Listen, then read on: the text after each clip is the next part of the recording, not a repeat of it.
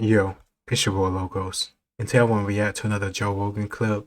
This time, Jordan Peterson being a guest on his show, and the title is All Hell's Gonna Break Loose. I'm a big fan of Jordan Peterson and the content and the message that he does put out.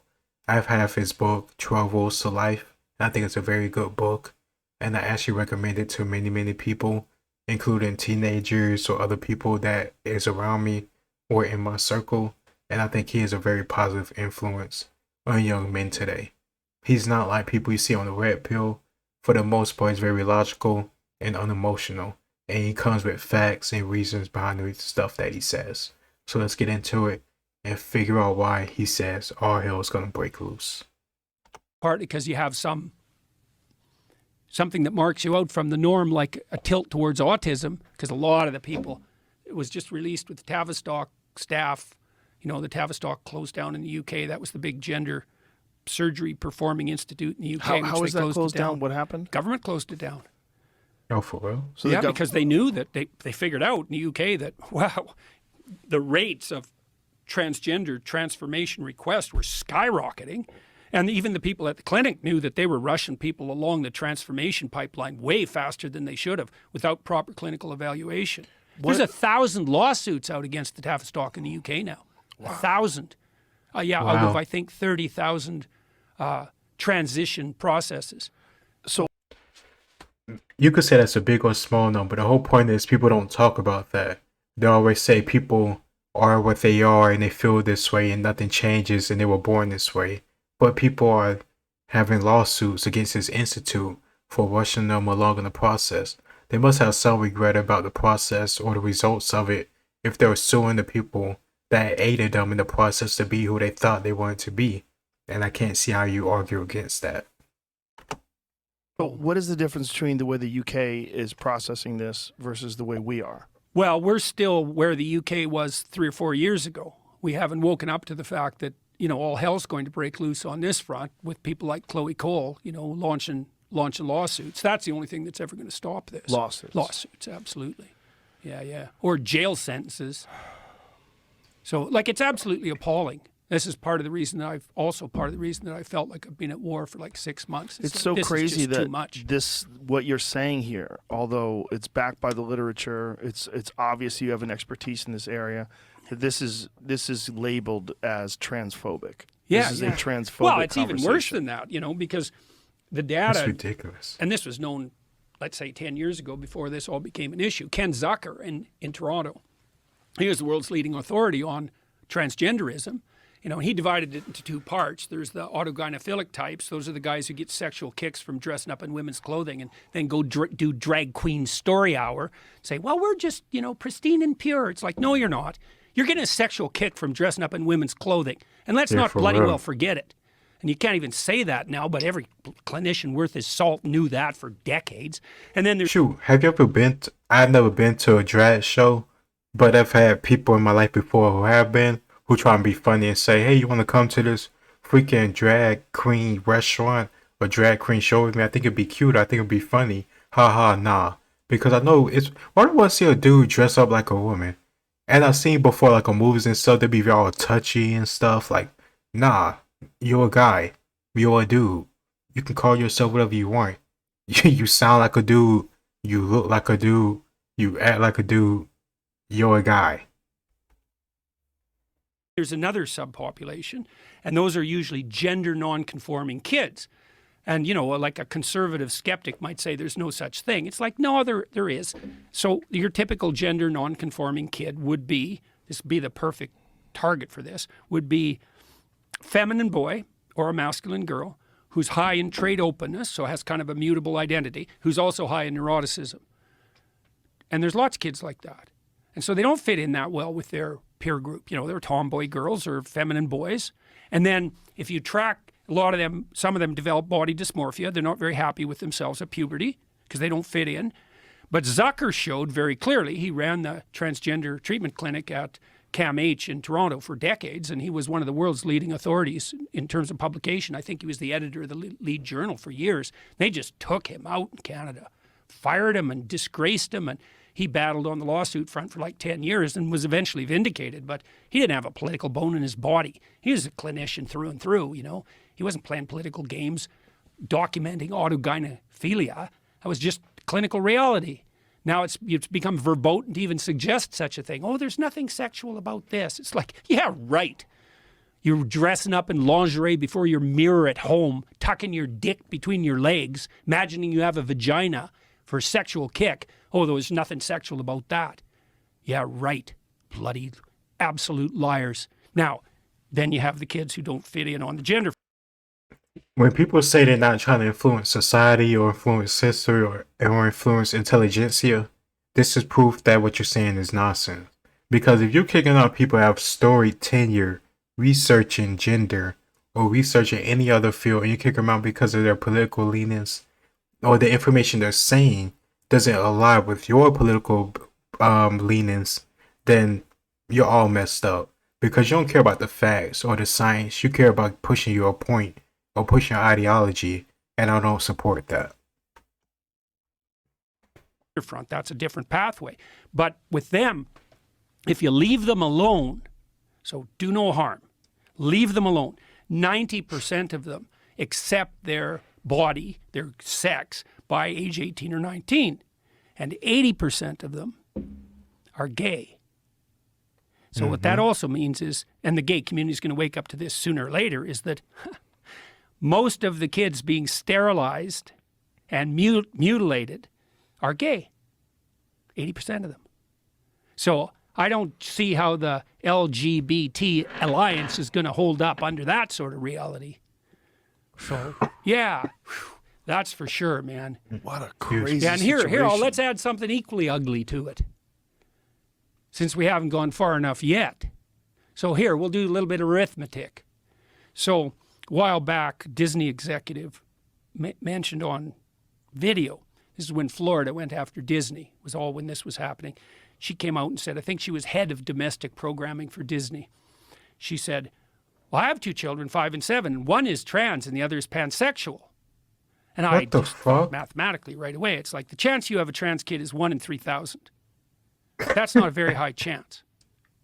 And let's say the chance that you have a pansexual kid is the same, whatever pansexual means. I don't know how to calculate those odds. But whatever that is rarer than trans, because no one ever even heard about it until 5 years ago. So the joint probability that you have a trans kid and a pansexual kid is 1 in 9 million. The odds that you're a pathological narcissist sacrificing your own children to the glorification of your compassion is 8,999,999 to 1. So, like, do you have a trans kid and a pansexual kid, or are you a devouring mother? Well, you can look at the odds and decide for yourself. Jesus. Oh, yeah. Oh, yeah. No kidding. Look, man, Freud. Look, man, it's not just but I said the same thing, but it's not just that one mother or that Disney executive. Go on Lives of TikTok. So many of these mothers nowadays saying they have a trans kid or a gay kid or pansexual or any one of these alphabet letters from the alphabet group. They claim their kid identifies that. And their kids could be as young as 5. They could be 7, like he said. I don't understand how kids could possibly know about that stuff. They can't even do long division. They can't multiply. But sometimes they can understand their sexuality in such a complex way that certain people nowadays can't even figure out, apparently, until they're college and they hear all this nonsense from the professors. Seriously, people at freaking 18, 19, 20, 21 years old hearing about pansexualism, like, oh, that sounds like me now, and they're saying they identify as that. And somehow a 7-year-old can make that same decision before they even know about attraction or anything like that, before they can even conceive of it, before they even have therapy, not even therapy, puberty. It just doesn't make sense. And I believe Jordan Peterson is right. This is more about these mothers and these parents trying to sacrifice their children at the freaking foot of, I don't know, transgenderism or the virtuism. And it's ugly. It's disgusting to see, in my opinion, because you're forcing your own agenda or ideology or beliefs or wants or desires on your children through their gender and possibly sterilizing them or making them just confused. They shouldn't be worried about this type of stuff at 7 years old. This stuff is sick. I never ever will support a child or anybody under the age of 18 getting gender changing surgery.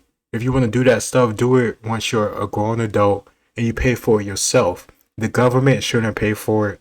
Your parents should be forced to pay for it. Do that shit yourself if you're so damn convinced and zealous about your gender. Get out my face or anything else. Freud was no dummy when he pointed to the fact that the devouring mother was one of the major impediments to proper human development. He knew that, looking deep into the darkest families and seeing this proclivity of the overprotective mother to destroy the developing integrity of the child, to keep the child infantile, to cling to that relationship instead of developing a life for herself and letting the child go flourish. That's Hansel and Gretel, right? You're lost in the woods. Why? Well, your family's broken up. You have an evil stepmother. So now you're lost in the woods. What's your abuse rate if you have a step parent? 100 times normal. So you're lost in the woods. Well, what happens? Well, you come across a gingerbread house. Well, that's pretty damn convenient. You need a house. It's more than you could even hope for. It's not just a house. It's a house made out of candy. Well, what's inside a house made out of candy? A witch who wants to fatten you up and eat you. And that's the devouring mother, and that's an old fairy tale. Yeah, no kidding. Yeah, and so, we could dwell on that for a minute too. One of the things we won't honestly discuss in our society, Honestly, I should maybe do a series on just watching and reacting to Jordan Peterson pick apart fairy tales because I love when he does it. But the stuff is so I don't know if complex or I'm just not understanding it quickly enough. But I have to watch it multiple times to fully understand it. And I kind of see what he's saying by Hansel and Gretel, but I want him to go in more detail about it. So maybe if I can find that, I'll react to that later. If you want me to, let me know in the comments down below. many is the fundamental nature of female political psychopathology. And there's male political psychopathology, obviously. That's what the feminists complain about all the time when they talk about the oppressive patriarchy, toxic masculinity. There's no shortage of toxic masculinity. So is there any toxic femininity? Well, not if the feminine is just the, oppressed virgin goddess whose nature, but how about we don't live in that fantasy world? And we know, there's female political pathology, the tendency to infantilize everyone, and the tendency to assume that everyone who doesn't go along with the infantilization is properly characterized as a predator. Yeah. And so, you wonder, why are the universities turning into extended daycares? Well, a lot of the reason for that is that women who don't have anything better to do are turning the university students into the infants they never had. Partly because you have... Damn, I didn't mean to play it again, but that's some truth at the end that I don't want to acknowledge. Some women who don't have children, they dote on men or people that are not their children to fill in that, to fill in that void. And I'm so glad Jordan Peterson brought that up because it's very true. And what he said about women making infantile of people's opinions or people trying to go against them, trying to infantile men or their children and themselves, that sounds a lot like the sign language that Kevin Samuels was talking about. Shame, insults, and the guilt and the need to be right. Sometimes you can't debate certain women because they don't want to be told that they're wrong. They'll say you're either shaming them, you're trying to insult them, but all women or women like them of their race or gender or whatever, or you're trying to they'll guilt you by saying your mother's black, or don't you have a mother, why do you hate women, or some other nonsense. It's ridiculous. And I'm so glad that Jordan Peterson brought this up, especially within the whole context of transgenderism, because a part of me believes that a lot of this stuff we're seeing now is just part of a trend. Most people aren't transgender. Shoot, most people are not even gay. So to say that we need all this attention towards gender is nonsense. I think it's just a distraction. And in my opinion, I think the government, politicians, influencers, and a lot of different intellectuals and people, use it to stay in power or to distract you from the stuff that really matters, especially when the government is involved in politics. But that's just my opinion. It's your boy Logos, and I'll talk to y'all next time.